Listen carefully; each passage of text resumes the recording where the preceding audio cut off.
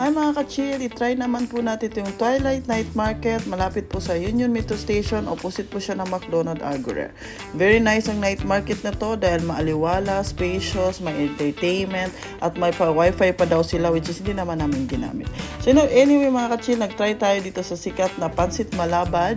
First time namin dito mga ka-chill at hindi po namin pa alam ang lasa na itong pansit batil patong, which is nabaguhan po kami at hindi namin masyadong feel yung lasa. But anyway, for sure, marami nasarapan dito at okay po ito.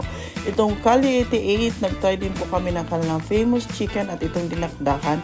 Yung dinakdakan nila panalo, bongga sa amin yun. Yung chicken, okay lang. Tama lang. Ito naman, nag-try kami dito ng kanilang rice meal, which is itong street show. Bongga din ito for 17 dirhams ay talaga namang panalo. Nasarapan din po kami dito.